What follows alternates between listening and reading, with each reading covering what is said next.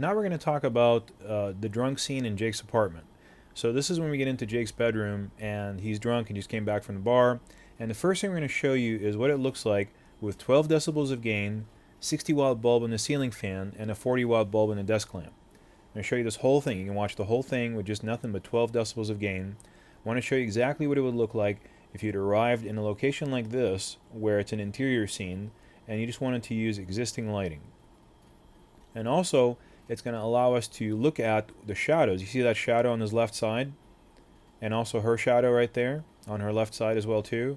Whenever we study by using gain what normally a shot is going to look like with normal lighting inside of that room, we can kind of figure out where we're going to motivate our lights from to make it kind of look like that, but nicer. Because obviously we don't want everything to be burned out like that. We don't want the highlights underneath the lamp to be burned out. We don't want his forehead to be burned out. We don't want it to be grainy like that. We actually want to light it to make it look nice. But at least this gives us a starting point so that we can have some kind of an idea of where the lighting would normally come from in this particular situation. So here's our DP, and he's got two monitors up right now. He's got the professional monitor on the left-hand side, and he's also got the consumer monitor on the right-hand side. And he keeps going back and forth between them to see the difference in the dynamic range between both monitors. The one on the left is displaying more dynamic range. The one on the right is displaying less dynamic range, but it also kind of shows you what you're losing. There's only one thing better than having one professional monitor on the set, and that's having a professional monitor and a consumer monitor. That way you can kind of get an idea of what you're getting for real on the left side, and you're kind of get an idea of what a consumer would see at home on the right-hand side. Now also, look at this duvetine that we have, this black material that's hanging all the way to the ceiling. We hung that up there so that you can't see from inside the room. If we ever do the reverse angle, you can't see that this is the exact same apartment that we're using for everything all at the same time. So we hung up all that black material to cover up those types of walls that are in the hallway. Also, this is the HMI right here that we're using to test the lighting. We hung it up there just to see if it would work first of all, and also just to kind of use it to test the lighting and see if we like where the lighting is coming from that particular direction. Eventually we wrapped it up and saved it for the next day because we realized it was kind of a little bit too much for the scene. We didn't really need it that much. There's a camera right there, and there's our position for take one. At least our test position, we changed it a little bit after that. Let's watch the guys rehearsing right now. And go for it.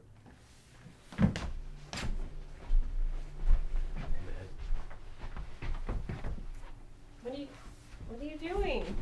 I'm gonna finish typing something. Why am I here? Can you help me type juxtaposition? Okay. J. U. I don't know how to spell that word. Come on. Come on.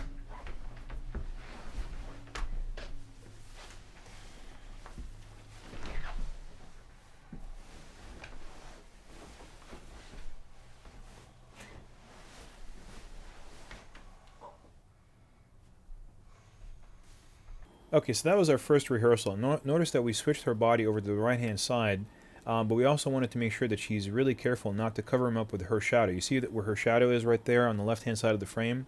If she leans forward too much, you're not going to be able to see Jake at that point, and he is the main character. We don't want to cover him up. So you always have to manage your blocking to make sure that your secondary characters in the frame don't cover up your primary characters that the audience is trying to have sympathy for. So this is another shot that we did for you that has very poor lighting. We just took the worst lighting we could possibly do, the worst framing we could possibly do. Notice you can't see her in the frame. You have to kind of pan to the right to see her in the frame there.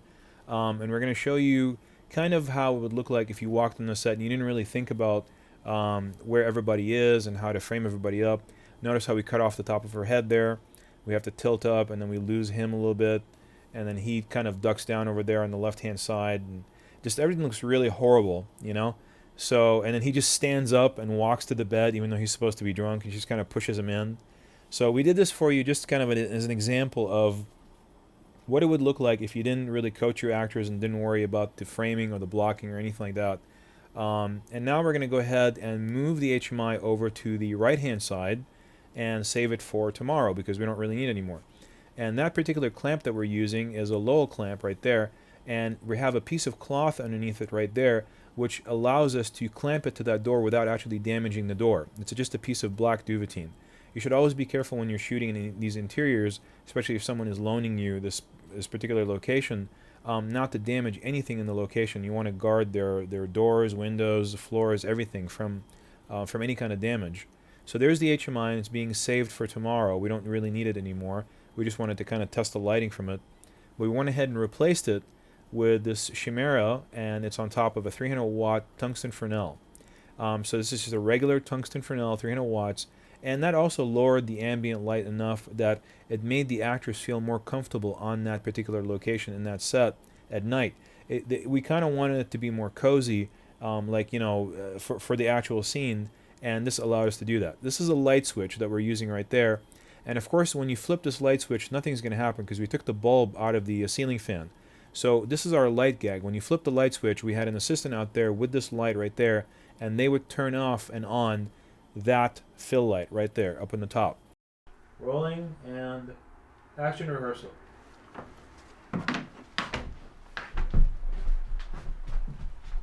Have a seat.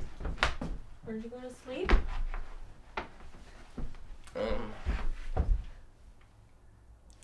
Next time I'm gonna plop down there. I want to write a story. Right now. Yeah. Okay, so that got us the benefit of a little bit better lighting, a little bit better blocking, but it still doesn't feel right. I mean, it doesn't feel like a sculpted frame. We still don't have that nice lighting that feels like it's a nice interior. There's no warmth to it or ambiance or mood to it at all. And also, I didn't like the fact that there was a little bit of a lack of a contrast range in the frame too. So first thing we did is went ahead and started dropping some scrim into the 300 watt light to see if we can kind of knock it down a little bit and get the intensity down and allow the other lights around there to maybe have a little bit more impact. So when we scrim down the 300 watt light, that means that it's allowing us to make the other lights around it more prominent by opening up the iris of the camera some more. So here's the DP adding a triple. As we can see, that was a blue rimmed scrim, which is a triple, and there's the effect of that triple going in right there. So you can see that the fill light is going down in intensity and it's creating a little bit more of a mood because it's allowing the key lights to have a little more of an effect. So this is no scrim right there. I'm going to show you all the scrims again one more time. This is no scrim right there. This is single scrim. That's double scrim. And finally, we have triple scrim, which is what we ended up going with because it really allowed the 150 watt lights we were using as key lights to become more prominent. And now we're going to do the gamma settings. This is Cinelike D Gamma Cinematrix. We're going to try all different ones. Cinelike V Gamma Cinematrix, Cinelike D Gamma Normal Matrix, Cinelike V Gamma Normal Matrix, and also Cinelike D Gamma Fluoromatrix, and Cinelike V Gamma Fluoromatrix. And never mind Jake there because he's totally in character and he's had a very long day. So we settled on Cinelike V Gamma Cinematrix, which is of course one of our favorite settings that we really like for all of our interiors when we're trying to create more of a mood and we're trying to establish, you know, the wood grain that's in that desk and the depth of the color in the bed and in the walls. Cinelike V Gamma really works for us. So here's our first key light right there. The HMI back there, I just want to keep showing it to you because I want to let you know that it's not being used. Even though it's back there, it's just ready for tomorrow's scenes. We're not actually using it in the shot, in this particular shot. We're using this one right here, this RE150, which is Jake's key light. He has his own key light for this shot because he's in a whole different position as she is, as Rachel, and therefore because of their separation in space, they require different key lights. Otherwise, we just wouldn't have one light that would be able to hit both of them in just that right angle. So we're adjusting the 150 right now, and I want to show you what it's doing to Jake when we adjust the 150 up and down like that. Watch that slash that it's making. It's kind of like a slash across, like a horizontal slash across him. And what it's doing is it's actually mimicking the light that the practical would normally be generating. So now, this is Rachel's key light, and notice that it's pretty much in the same sort of corner of the room. It's towards the left side of the room, but further to the left, and this is what's hitting her from the left side of the room. And it's also doing the same kind of thing on her, where when we go ahead and tilt it up and down, watch what happens to her. Watch the shadows on the back wall, and watch the slash, like that horizontal slash across. There it is right there.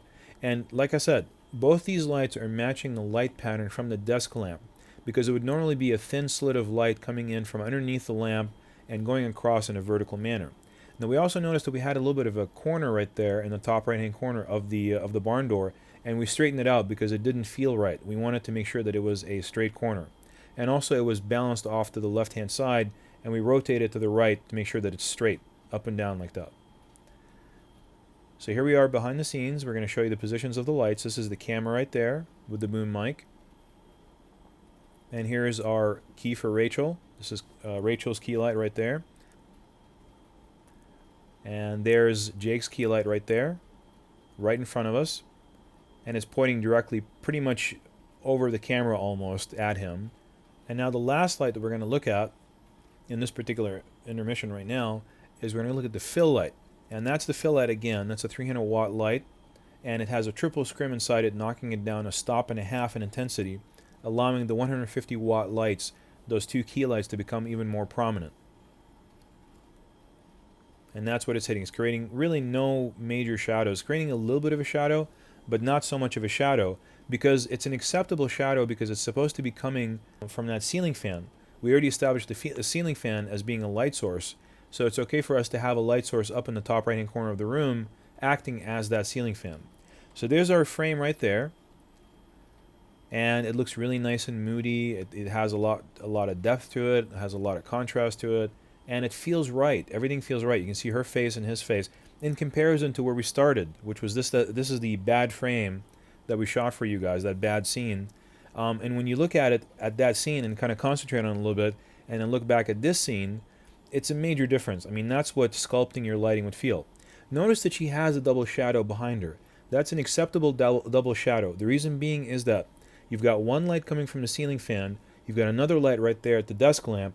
They're going to both cross, and they're going to create a double shadow in a tiny room like that. So that is an acceptable double shadow to have in this particular circumstance.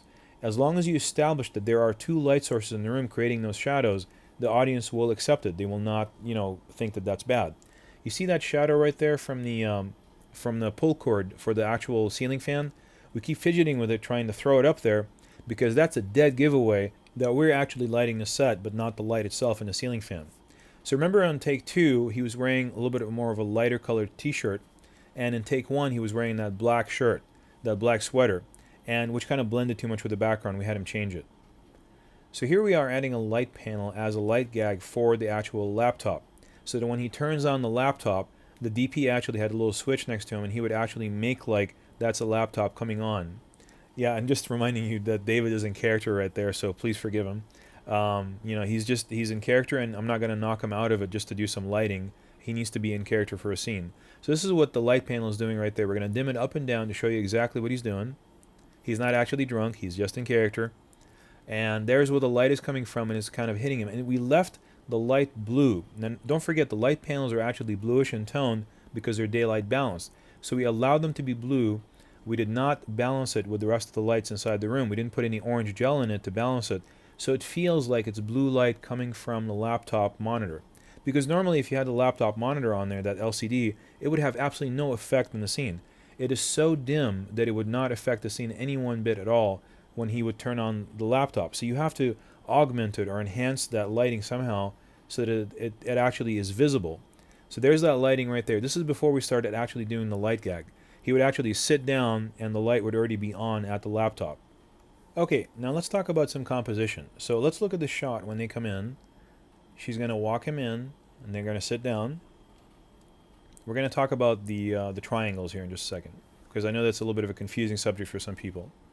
So when he sits down at this very position right there, he's going to have a line that goes from his head over to her head. They're pretty much about at the same level when you look at it as being traveling in depth just a little bit. She's slightly higher.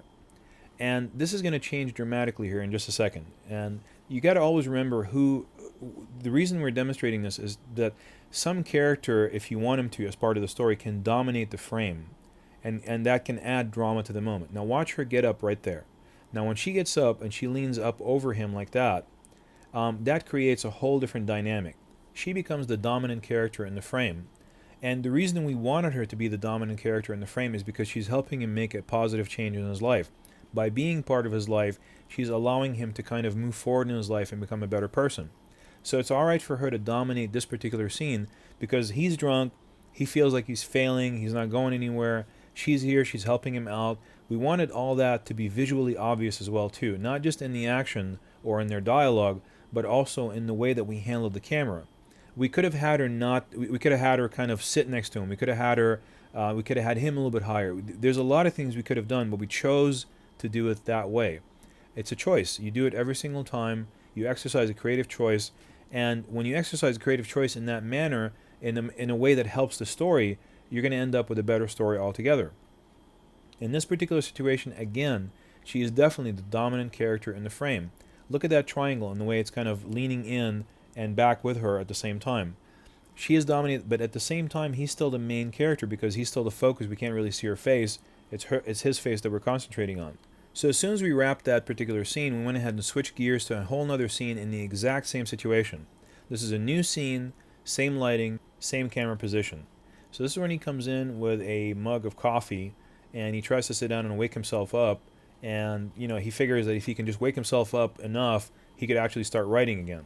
So he sits down with his coffee and he tries to type again, and it doesn't work out for him. So all we did is we just pulled her out of the frame and just put him in there by himself, pretty much the same everything else. But because it occurs at a different time in the script and in the actual movie, people aren't really going to draw a lot of parallels. Oh wow, this is the exact same angle that they used for this other scene. It's too separated from it. And at the same time, why wouldn't it be the same angle and the same lighting? I mean, while we got the lighting and the angle set up, might as well do all these scenes from this master shot and just have them. I mean, even if we end up doing something creative later and only just use the close-up, but at least we have the master shot of this particular scene and it works. It's the same lighting. I mean, he's got the same desk lamp and he's got the same ceiling fan lamp, and they're always going to be lighting this room in the exact same way at night. So we might as well get all the shots that we need while we have them. We just have them do a wardrobe change, and we do all the things that we need from this particular angle, and we move on. When you move the camera, you never have to go back to this camera position ever. That's it, if you get all your stuff. And that's how you take a 2-day shoot that we did in this particular location, and you shoot 8 days worth of stuff in 2 days by not moving the camera every single time, and also by having flexible actors that can do that kind of a thing. Like the way David is in this situation where he's very responsive, and if I say, okay, well, we're switching gears right now, we're going to do one shot from this angle so we can save time, and I'd like for you to do this scene. He says, oh yeah, great, give me 5 minutes to rehearse it and I'll be right back. And he does it and it's done. Now let's talk composition again. There's Jake, and he is the weak character in the frame. He is being completely trumped in height by that lampshade in the left-hand side of the frame, and he appears so small in the frame and so kind of powerless. Now when he gets up, that's a whole different story. Usually when people get up, especially after being seated and frustrated, that means they're trying to commit to some kind of an action. They're trying to figure something out or do something. They are becoming masters of their own destiny. And when he goes into that kind of a mode, he becomes again the dominant character in the frame. And the lampshade has been trumped, and so is the computer. He's higher than both of them. He's kind of taking a bird's eye view of the situation and trying to figure out his next move. Now, in this particular situation, of course, he can't figure anything out. But it's visually, the camera is accompanying him visually along his voyage of self-discovery, of trying to figure out, okay, well, I can do this. Well, maybe I can't do it. All right, no, maybe I can do it. No, I can't do it. The camera can come along visually with this voyage of introspection, especially in a movie like this, which was almost entirely narrated. It's nice to have the camera helping you tell the story as you go along. Okay, so this is the same scene, same lighting, new camera position, so it's a new shot. Remember, when you change the camera position or the framing, it's a new shot. If you're just starting and stopping the camera, it's just another take. But if you change the camera position or change the framing or the angle, then it's a new shot. So in this particular situation, you see that light panel right there in front of the monitor, in front of the LCD of the laptop. That's because we had the laptop rotated in this direction. At first we didn't see it, but then we caught it in the production monitor. So we had our actor rotate the laptop. We didn't go and actually move the camera off to the right side. We didn't do anything lighting wise. It's just blocking. We just blocked the prop differently. So now this is the same scene, same lighting, new camera position, so it's a new shot. We just changed the camera position and the framing, And that's all it is. So it's a new shot. It's not another take. It's not another scene. It's the same scene, same lighting.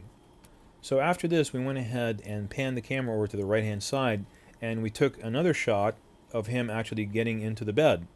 So it's the same scene, same lighting, new camera position, new shot. Not another take. This is a new shot, same scene, same lighting. Sorry to keep repeating this, but I just want to make sure that it's in your mind, because I use shot and take interchangeably sometimes, but I want you to be able to tell the difference and know what I mean when I mean it. Okay, so let's talk about composition now. Watch him where his position is. There's a rectangle on his left side being framed by the laptop. There's a rectangle on his right side being made by that frame up on the wall. He's framed by solid frames. These are rectangles that are kind of surrounding him on both sides. Now, there's also a line that goes across the frame behind him that kind of bisects his body into left and right sides. Kind of like the way he's confused, between what to figure out what to do. And there's also an inverted triangle being made because he's tilting his head down, because of the V-neck in his shirt.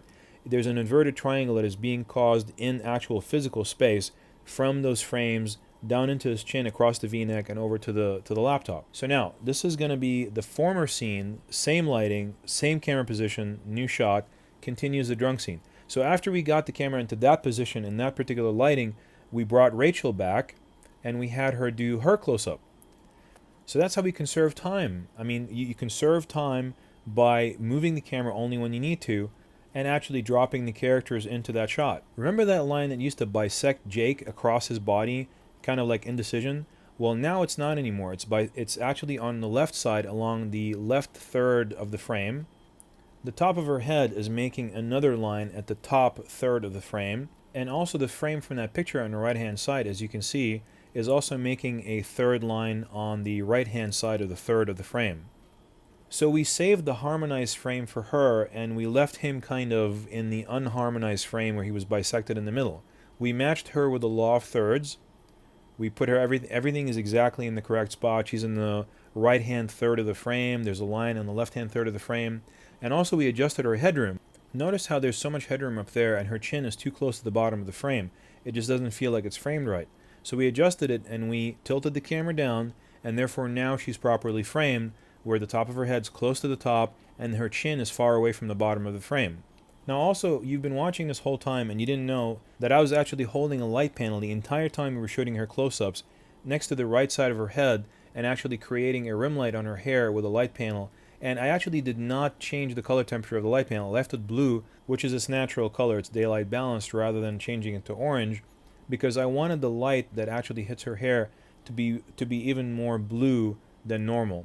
It's just a creative choice. It just felt like it was right, and it made for a really nice close-up because it felt like there was white light hitting her hair from the side, and it wasn't like golden light, so we weren't trying to kind of fake warm up the set.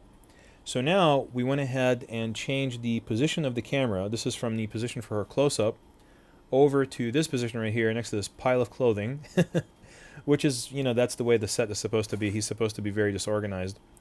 And we were able to do the former scene, which is the drunk scene, same lighting, new camera position, which is a new shot, and it continues the drunk scene. So this is the former scene, the drunk scene, same lighting, new camera position, new shot. So we were able to do at first the drunk scene, then we switched gears and we did the thing where he comes back with the coffee mug. Then we switched gears back again, back to the drunk scene. And this is only to curtail for the camera, so that the camera doesn't have to move for every individual scene back and forth, back and forth. We just park it in the right spot. We do everything we need to do from that particular angle. Then we move to the next spot. That's how we did it, and we were able to get done with this entire location and everything that we shot in all the bedrooms and the living room and the kitchen, everything in 2 days. Okay, so this is also the former scene, same lighting, same camera position, same shot, new take. We're just stopped the camera, and now we're starting it again, and therefore that's a new take. It's not a new shot. Okay, another thing we're going to talk about here is character blocking and how it helps with framing. Notice how you cannot see the left side of his face in this particular take 2. And now we're going to go back to take 1 and show you what it used to look like. There's take 1. You could just barely see a little bit of his left side of his face right there, but it wasn't cleanly bisecting his face along the center of the nose. So now we're going to go ahead and create symmetry again by going back to that framing. You see how there's symmetry there? To me, what that creates is it makes the audience want to kind of lean to the right side and see what's going on the other side of the face. But if they were to see his left eye, they wouldn't need to do that anymore. Okay, so now let's talk about, again, composition. This is take one. Watch where her face was. We didn't have her lean in far enough, so the blocking was bad. Now on take two, we didn't want to adjust the camera. We didn't want to do anything. All we did was just adjust her blocking. We just had her lean down further into the frame, which made it an even cozier shot anyhow. It actually worked out in the end much better. Now here's composition again. She is once again the dominant character in the frame. In all the medium shots and the wide shots that we did for the scene before, she was also the dominant character in the frame. We continued that theme all the way along. We didn't choose a camera angle that defied the logic from the other shots as well too. So it's really important to also keep that kind of the framing ideology. Once you come up with an ideology for a scene, keep that framing ideology all the way through the entire scene so that it makes sense. Unless there's a shift in the paradigm of the scene. Like for instance, if they're having an argument and then he actually gets up taller or yells louder or moves around when she's steady, then that kind of shifts the dominant theme over to him instead of to her, and then she can kind of shift it again by, I don't know, stamping her foot down or, hitting the wall or something like that, and then also takes the dominance of the scene back to her again. So now we did one more angle. Notice where the camera tripod is right there. And this is new scene, same lighting, new camera position, new shot. So this continues that other new scene that we had started, where he was by himself and he was drinking coffee. And notice how we're having him lean into the shot. Because when you have your actor lean into the shot, again, you can cut on motion. And when you can cut on motion, you can cover up any kind of errors in costumes or acting or body positions or blocking in any way, shape, or form. So once again, why do we pick this angle? Because high angle camera diminishes character. And also watch where his eye line is looking to the bottom left-hand side of the frame. That's really important because we already discussed the axes of movement and also the invisible axes that are made by the character looking in a certain direction, the look axis. So when you have all these things in your mind and you're trying to select a shot, this starts to make sense when you can actually frame it in that position. Now watch what happens when he lays down and he puts his arm. He could have put his arm down on his sides. He could have rolled on his side. He could have done a million different things, but we had him put his arms in that particular configuration because it made a downwards facing triangle. Remember, you're not looking at a character lying down. You're looking at a two-dimensional object. Your mind is always looking at a two-dimensional object, and the shape in the frame has to satisfy the shape in the scene. He's feeling low right now, so we made him a downward facing triangle to make him feel even lower for the camera, from the camera's perspective, and to aid the storyline, to actually aid the storytelling process.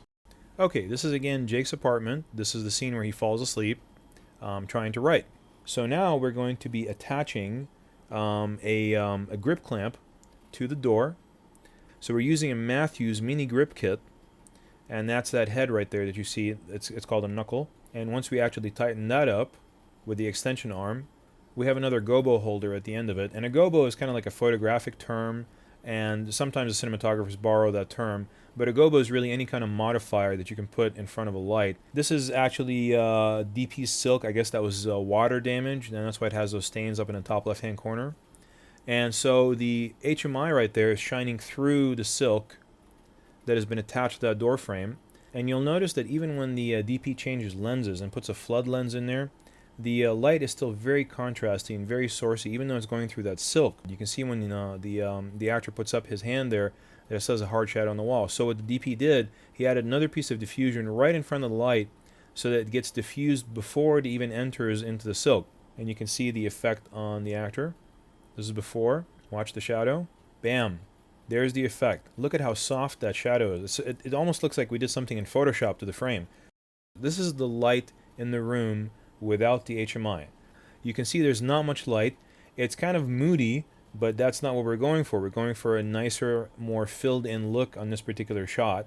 Now here's the DP, and he's replacing the diffusion that was inside the 200 watt HMI sitting on the desk right there with thicker diffusion. And as you can see, there's going to be absolutely no hot spot in the frame at all, where it's completely soft. And I iris down to show you that very clearly. So this is with half diffusion. You can see that there's a hot spot right there in the center of the diffusion. And now we went ahead and put in the full diffusion. Notice that there's no more hot spot in the frame. And because you can't see the bulb, that means the subject can't see the bulb either, so it becomes a softer light. It becomes a larger, softer light. Now look at the framing. You see how he's just occupying a very small part of the frame? And that's not what we were trying to go for in this particular circumstance. We wanted him to be a little bit more centered. We didn't want him to be quite so far off to the left-hand side. So the DP prepared another one of those suction cups, and he kind of just laid it down on the desk. It's not actually going to attach itself to the desk because the suction cup won't actually attach itself to wood, but it serves as kind of like a broad foot for it, the back foot, and then the front of the Chimera will support the rest of the weight of the 200-watt light. Certain things happen quickly, and certain things like this, they require time and patience to get it just right, and also so as not to damage anything, including the equipment. Now we can widen out our frame. We're able to pan to the left a little bit more, and there's the camera position right there with the DP. And we've noticed also that we were losing light levels outside after a certain time. So we went ahead and added the internal baffle onto the Chimera. Internal baffle is kind of like that diffusion, where it's just internal diffusion inside the actual Chimera, and what it does, it gives another layer of diffusion for the light to hit before it actually goes out to the outside layer of diffusion. There are many different ways to do what we just did. That's just one way. It just softens the light a little bit more and it cuts it down by a little bit of intensity. We could have added ND gel, neutral density gel, to the outside. We could have added net, black net to the outside. That would have done the same thing. It's just one way to accomplish it. So now we're trying to show you exactly where we started and where we ended up in the frame. So this was the old shot. Notice how that lampshade was too bright and the lamp was too dark. And also, he had very little side light, but mostly it was coming from the right-hand side, and there wasn't enough light on the desk. Notice how that lampshade is very dark, which is actually very good. That's what we're trying to go for. And also, the lamp itself is bright because it's being lit by its own light. And also, he has side light on the left side, and you can see some light on the desk. That feels right. The other one felt fake. This feels right. It feels like it's actually being motivated from the outside window light, which is really important. It's important to follow the motivation of the scene. Now, the other thing that we did is we just kind of lowered the tripod just a little bit, and we leveled it. Leveling the tripod means adjusting that ball leveler right there so that the bubble level right there, which is being eliminated on this Vinton head, pretty much arrives right there in the dead center of the actual level. And once it is in that particular position, you know for a fact that your verticals will actually be vertical. Now let's talk composition again. See how he comes into the room, and we're looking up at him. And he's going to go ahead and sit down. And in that body position, in that particular blocking, because we can't see the top of that lamp right there, the lampshade on the left-hand side, it allows Jake to dominate the frame. Watch the triangular configuration right there. There's the triangles that is being made in the set right now, from his elbow to the top of his head over down to the desk. If we had seen the lampshade up in the top left-hand corner of the frame, it would have pretty much trumped him as far as height. It would have stolen the show, and it would have actually taken over as the dominant item in the frame. As far as composition is concerned, we're not talking about two actors competing for dominance here. This is actually just compositionally speaking, it takes up the compositional weight of the frame. And also we talked about the fact that the left-hand side of the frame can always support more weight, and that's why that lamp is going to be in the left-hand side of the frame, and it's going to feel balanced. It's going to feel just fine. So now we're moving to a close-up angle right now. We have to move to a close-up angle because from the medium shot, the angle would not look good. And also don't forget, every time you want to move to another shot, you don't want to make it feel like a jump cut, you got to change your height, framing, and angle every single time. And you'll notice that we're putting in a little blocker so we can block the light from the actual lamp. And you can't see the light actually hitting the lamp itself from the 200 watt HMI right there. Okay, so you can see how Jake is walking in from the right-hand side of the frame right there, which is the correct side because we were established already on the left side as being the camera side. So when he comes in from the left side, that would cross the eye line. That's how easy it is sometimes to cross the eye line, and then you can't use that actual cut on the motion. You would have to cut after he actually gets in and sits in the chair. So now also we selected this particular angle so that when he actually sits down to type, notice how we were making another triangular configuration with his body, which matches when he was up in the wide shot, the triangular configuration in that particular shot as well. There's nothing else in the frame competing with him. There's no other objects or frames or anything else in that image competing with him for dominance of the frame. Now, of course, when he goes to sleep, we once again have a downwards facing triangle exactly in keeping with the wide shot as well too. And also don't forget to have your actress sit into the close-up like we showed you before, because it allows you to have some imperfections from the wide shot to the close-up, not produce a jump cut. So there's the DP now. He's moving the tripod a little bit further to the left so that he can actually get a better shot on just the keyboard by itself. There's a shot. We have the light panel down right in front of the fingers, and we're going to dim it just the right intensity so that it fills in the shadows without actually creating any new ones. So there's the angle of the camera. You can see it. So we wanted to get just Jake's fingers typing into the keyboard. That was the shot. That was the action from the script.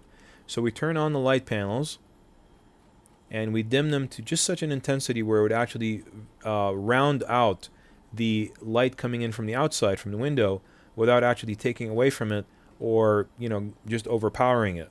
So due to the proximity of the light panel to his fingers, we just barely had to dim it up just a little bit to get that kind of intensity on him. And we got it from another angle as well too. That's a little bit more three-dimensional. And this is going to be a shot when we just had no lighting. This is just that indoor lamp right there. And here it is with a lot of gain. This is the actual angle that I first imagined when I wrote the script. It was a very shallow angle, very close to the keyboard surface. And I imagined the fingers would just come in from the right-hand side of the frame and just start typing with a lot of symmetry in the frame. So that's what I originally imagined, but we shot all the other ones just kind of as backup and also for coverage, so that in case we need them at different parts of the script, we can still use them, which they ended up coming in really handy. And the DP was having a lot of problems in the last shot, trying to keep focus between when Jake was typing and then when he would go to that mouse in the center of the keyboard. So he made himself some markers, some actual focus markers, and we're going to go ahead and watch him doing that for a second. Got it. There's one focus mark. So it's 3.25. That's my far mark.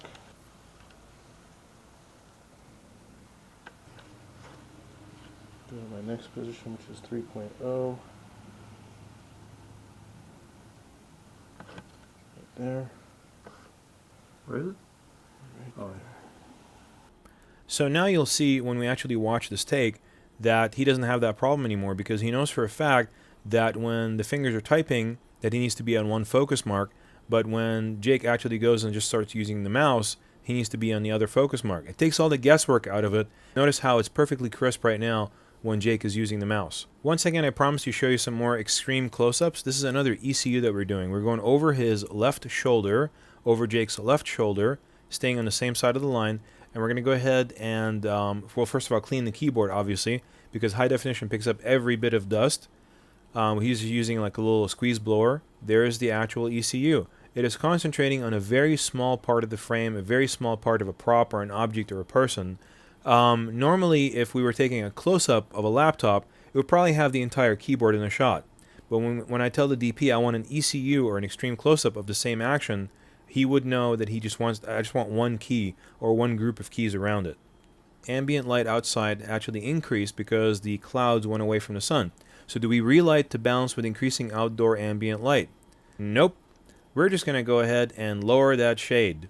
And we decided to do a light gag on this one as well too. You can see the DP right there plugging in the light gag into the battery. Essentially there's a cable extending from that battery over to the light panel that's sitting on the laptop in front of Jake. And when the DP plugs it in, that's when the light comes on, but it matches with Jake flipping that switch right there on the left-hand side of the computer. And it makes it feel like the screen has actually come on at that point. What if you shoot a certain shot where he starts right there on the desk and then he goes to the bed right there on the right-hand side, but you only like the first part of it, and then when he actually gets into the bed right there, you don't like the action anymore, but you already wasted all that time doing the entire first part of the shot. You don't want to redo the entire thing. You just want to redo the part that you didn't like. So what do? You just frame up the bed, put up a static shot, and let him walk into the shot from the left-hand side without crossing the eye line, and that way you can just cut to it. Okay, the next scene we're going to talk about is Jake's apartment inspiration scene, where he finally finds the inspiration to write, and then he writes all the way up into the morning, and he gets startled by his alarm. So here's where we started with the shot.